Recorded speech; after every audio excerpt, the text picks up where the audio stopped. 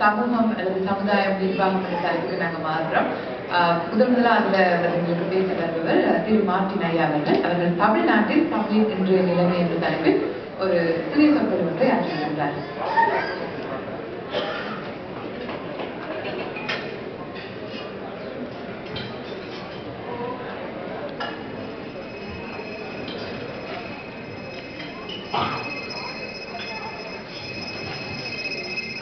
தமிழால் இணைந்து செயலால் வென்று சாதனைகள் பல புரிந்து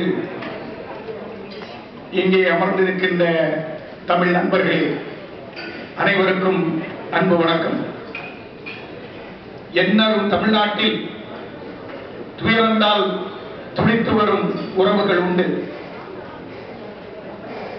நினைந்து நினைந்து போற்ற பல பெருமைகள் பல உண்டு. எந்நாளும் தமிழ்நாட்டில் விருந்தோம்பல்களை போற்றும் மனைகள் பல உண்டு. பண்பாட்டை பறைசாற்றும் கலைகள் பல உண்டு. எந்நாளும் தமிழ்நாட்டில்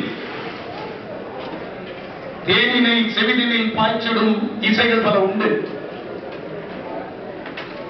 தெவிட்டாத சுவை வடிக்கும் இலக்கியங்கள் பல உண்டு. ஆனால் எந்நாளும் தமிழ்நாட்டில் எங்கு தேடினும் காண கிடைக்காத தமிழ் உணர்வை, எங்கு தேடினும் காண கிடைக்காத தமிழ் பற்றை இந்த திரைக்கடல் தாண்டிய இந்த அமெரிக்க மண்ணில், இந்த வட அமெரிக்க தமிழ்ச்சங்க மாநாட்டில் காண கிடைப்பது கண்டு மகிழ்ந்து நெகிழ்கின்றேன். தலை வணங்கி உங்கள் அனைவரையும் வணங்குகின்றேன். 2800 ஆண்டுகளுக்கு முன்னரே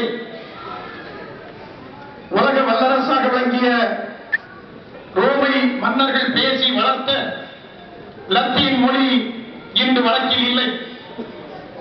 2600 ஆண்டுகளுக்கு முன்னரே தமது அஹிம்சை கருத்துக்களை உலகிற்கு வழங்கிய புத்தர் பேசிய பாலி மொழி இன்று வழக்கில் இல்லை. 2000 ஆண்டுகளுக்கு முன்னரே வரலாற்றை கிபி என பகுத்து தந்த கடவுள் மனிதன் இயேசு பேசிய அரபை மொழி இன்று யாராலும் பேசப்படவில்லை. இந்த மொழிகளெல்லாம் ஓங்கி வளர்ந்திருந்த காலத்தில் தானும் ஓங்கி வளர்ந்திருந்து இந்த மொழிகளெல்லாம் மறைந்து போன காலத்திலும் இன்றும் மறையாது வாழ்ந்து கொண்டிருக்கின்ற நமது தாய்மொழி தமிழ் மொழி இன்னும் மறையாது இருக்கிறது என்பதற்கு சான்றுதான் 7000 மைல்கள் கடந்தும் இந்த வட அமெரிக்க தமிழ்ச்சங்க பேரவையின் மாநாடு உலகை அதிசயிக்கின்ற வழியில் இவ்வளவு சிறப்பாக நடந்து கொண்டிருக்கிறது என்பதுதான் தமிழ் இன்னும் வாழ்ந்து கொண்டிருப்பதற்கு சான்று என்பதை மீண்டும் சொல்ல ஆசைப்படுகின்றேன். நமது பழம்பெரும் தமிழுக்கு சுமார் ஒரு 5000 ஆண்டுகள் வரலாறு என்று வைத்துக் கொண்டாலும் இந்த நீண்ட நெடிய வரலாற்று பாதையில் ஒரு மொழிக்கு வளர்ச்சியும் இருக்கும், தளர்ச்சியும் இருக்கும். ஆனால் இங்கே வளர்ச்சி பற்றி பேசுகின்ற நேரம் இல்லாத காரணத்தினால், நேரத்தை குறைத்துவிட்ட காலத்தினால் தளர்ச்சி பற்றி ஒரு சில கருத்துக்களை மட்டும் எடுத்து வைத்து விடைபெறுகின்றேன்.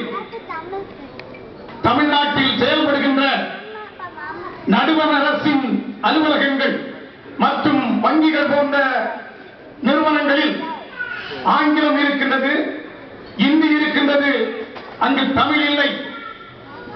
அங்கே தமிழ் இல்லை என்பதை கேட்பதற்கு தமிழ்நாட்டில் ஒரு நாடு இல்லை என்பதுதான் உண்மையிலே வருந்தத்தக்க ஒன்றாகி இருக்கின்றது.